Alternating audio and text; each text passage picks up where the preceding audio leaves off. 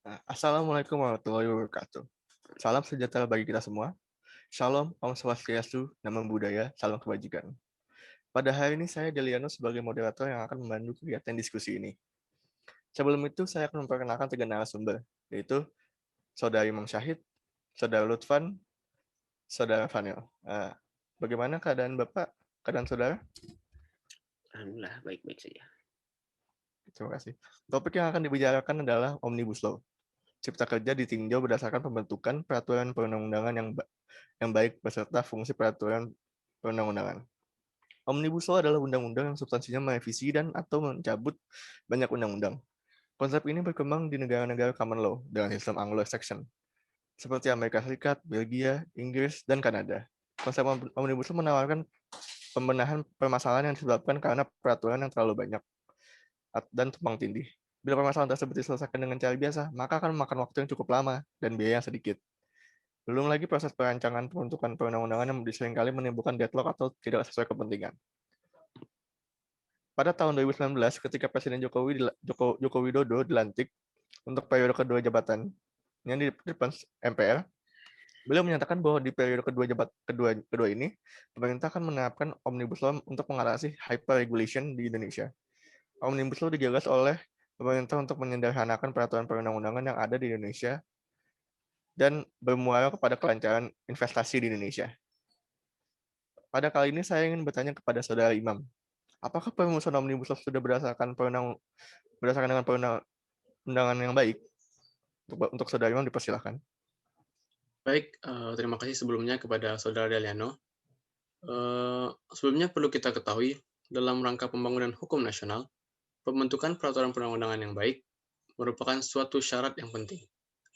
Nah, Indonesia sebagai negara hukum memiliki hierarki peraturan perundang-undangannya, dan pada setiap peraturan perundang-undangannya haruslah berlandaskan pada suatu landasan. Landasannya apa? Tentu saja Pancasila, yang mana muatan Pancasila itu sendiri dapat kita lihat pada pembukaan Undang-Undang Dasar 1945. Selanjutnya, berkenaan dengan pembentukan undang-undang itu sendiri, kita dapat melihat pada pasal 22A Undang-Undang Dasar 1945 menyatakan bahwa ketentuan lebih lanjut mengenai tata cara pembentukan undang-undang diatur lebih lanjut dengan undang-undang. Nah, berkenaan dengan Omnibus Law ini sendiri, terdapat pro kontra dengan adanya Omnibus Law itu sendiri. Melihat pada Undang-Undang Nomor 12 Tahun 2011 tentang pembentukan peraturan perundang-undangan yang diubah dengan Undang-Undang Nomor 15 Tahun 2009. 2019 maksudnya. Omnibus Law dianggap bertentangan karena Omnibus Law itu sendiri secara teori perundang-undangan Indonesia kita tidak mengenalnya. Sebagaimana kita tahu, Omnibus Law itu sendiri mengarah kepada payung undang-undang mencakup beberapa undang-undang. Memang di sisi lain kita lihat bernilai positif, di mana menjadi jawaban atas permasalahan tumpang tindihnya peraturan di Indonesia. Namun, sekali lagi kita harus kembali melihat pada Undang-Undang Nomor 12 Tahun 2011, yang mana di sana tidak mengenal tentang istilah Omnibus Law itu sendiri. Yang mana Omnibus Law itu sendiri haruslah tunduk pada Undang-Undang Nomor 12 Tahun 2011 ini, baik secara kedudukan maupun materi muatan yang ada dalamnya. Mungkin begitu, Saudara Deliano. Terima kasih untuk Saudara Imam atas pernyataan yang sudah disampaikan. Saya memberikan kesempatan untuk Saudara Lutfan. Apakah Bapak Lutfan setuju atau memberikan tanggapan lain? Dipersilakan. Baik, terima kasih. Terkait yang telah dikemukakan oleh Saudara Imam mengenai dasar pembentukan peraturan perundang-undangan yang baik terkait Omnibus Law Cipta Kerja ini. Tadi kan disinggung awalnya mengenai filosofi apa atau geronomnya negara Indonesia gitu ya. Indonesia itu sebagai negara hukum memiliki perundang-undangan, di mana pada saat BPUPKI dalam rapatnya itu mencari filosofi Groundslah yang menentukan pada setiap peraturan yang ada itu memiliki dasar atau landasannya yang disebut Grunom. Nah, Pancasila sendiri menjadi Grunom bagi bangsa Indonesia. yang diuraikan dan menjadi pokok pikiran dalam pembukaan Undang-Undang Dasar 1945. Omnibus Law Cipta Kerja merupakan suatu peraturan perundang-undangan yang baru yang ada di Indonesia. Berdasarkan pembentukan peraturan perundang-undangan yang baik, dalam hal merancang suatu aturan, perlu memperhatikan asas-asas formal dan juga asas-asas material. Yang di sini saya mengutip pendapatnya dari I.C. van der Vlies dan juga A. Hamid S. Atamimi. Yang dimana asas formal itu meliputi asas tujuan yang jelas, asas organ atau lembaga yang tepat, asas perlunya pengaturan, asas dapatnya dilaksanakan, dan asas konsensus. Sedangkan asas material itu meliputi asas tentang terminologi dan sistematika yang benar, asas tentang dapat dikenali, asas perlakuan yang sama, asas kepastian hukum, dan juga asas pelaksanaan hukum sesuai keadaan individual. Pada saat pembentukannya pun, itu terdiri dari beberapa tahapan, dimulai dari perencanaan, penyusunan, pembahasan, dan terakhir pengundangan. Dalam Undang-Undang Nomor 12 Tahun 2011 tentang pembentukan peraturan perundang-undangan yang telah diubah dengan Undang-Undang Nomor 15 Tahun 2019 tentang perubahan atas Undang-Undang Nomor 12 Tahun 2011. Kedudukan dari Omnibus Law sendiri belum diatur karena Omnibus Law mempunyai kekuatan terhadap peraturan lain. Dan menurut saya, jika dilihat berdasarkan tahapan pembentukannya, Omnibus Law ini pun dinilai tergesa-gesa dan terkesan memaksakan untuk segera diundangkan dan berlaku di negara Indonesia. Mungkin itu sih tanggapan terkait pembentukan peraturan perundang-undangan mengenai Omnibus Law sendiri. Terima kasih. Terima kasih untuk Saudara Lutfan atas pernyataan yang sudah disampaikan. Setelah membahas tentang perumusan, kini akan berlanjut kepada fungsi-fungsi Omnibus Law.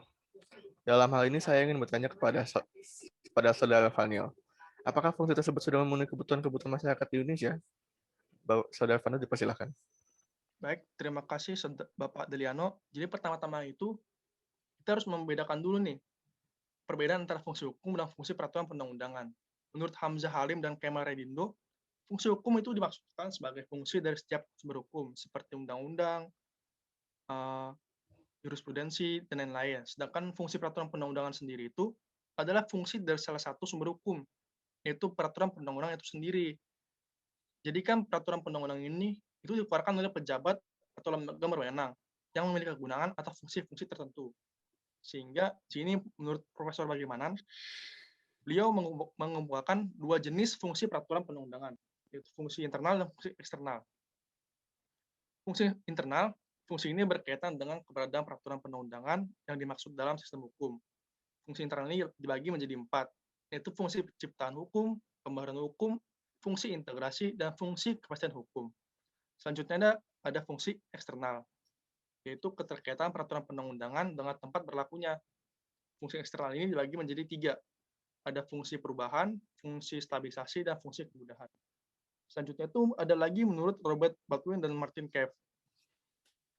Beliau mengemukakan bahwa peraturan perundang-undangan itu memiliki fungsi untuk mencegah monopoli, mengurangi dampak negatif dari suatu aktivitas. Yang ketiga itu membuka informasi bagi publik. Yang keempat, mencegah kelangkaan sumber daya. Yang kelima, menjamin pemerataan kesempatan dan sumber daya. Dan yang terakhir, memperlancar koordinasi dan perencanaan dari pemerintah itu. Sehingga kalau kita bisa ini melihat Omnibus Law Cipta Kerja dari fungsi pembentukan peraturan perundang-undangan.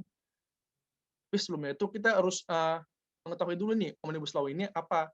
Kalau menurut Novianto Murti Hartono, pada dasarnya ini Omnibus Law dapat dimaknai jika terkait bentuk itu adalah suatu rancangan undang-undang yang banyak yang kemudian disatukan menjadi satu.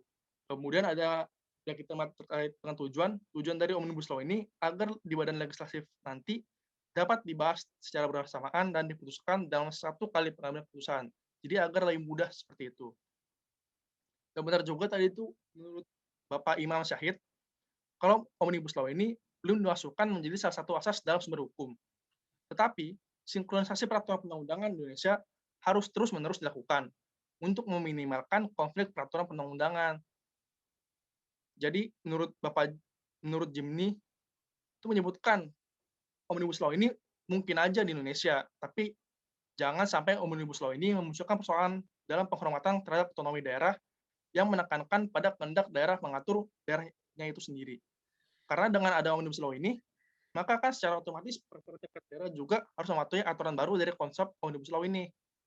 Jadi sebenarnya itu kita harus melihat juga nih, Omnibus Law ini jika kita lihat sebagai undang-undang, Omnibus Law ini tidak diatur dalam Undang-Undang Nomor 12 Tahun 2011. Jadi ini tidak bisa Indonesia.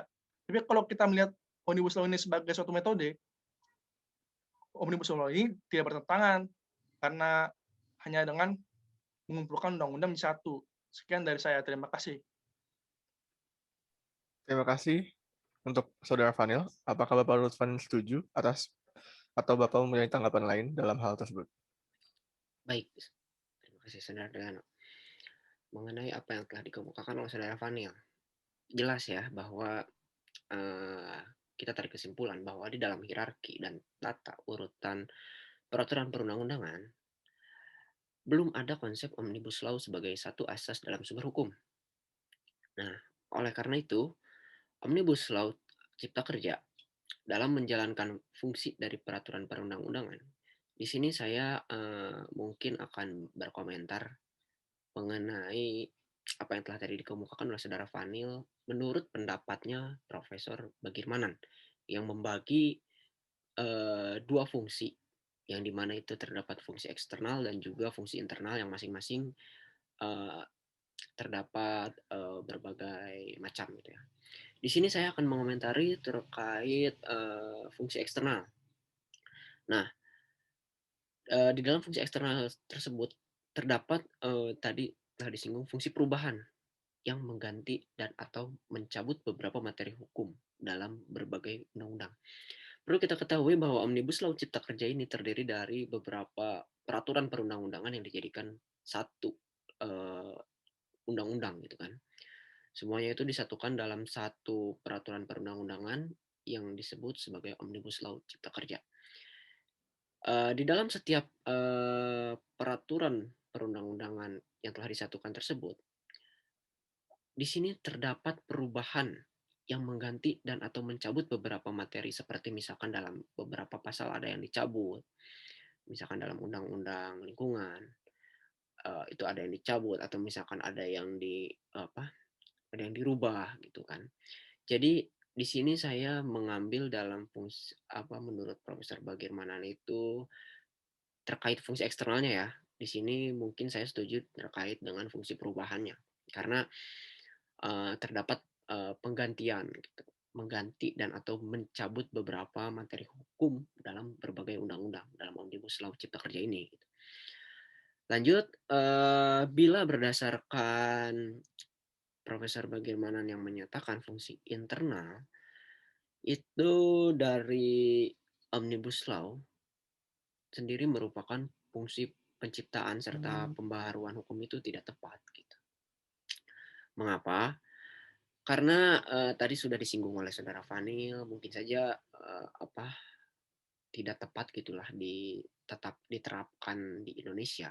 Namun sah-sah saja bila metode dari Omnibus Law sendiri gitu. Mengapa saya mengklasifikasikan Omnibus Law ini tidak tepat ke dalam fungsi penciptaan serta pembaharuan hukum itu yang ada di negara Indonesia? Karena perlu diketahui saja, Indonesia ini menganut sistem hukum civil law, gitu ya.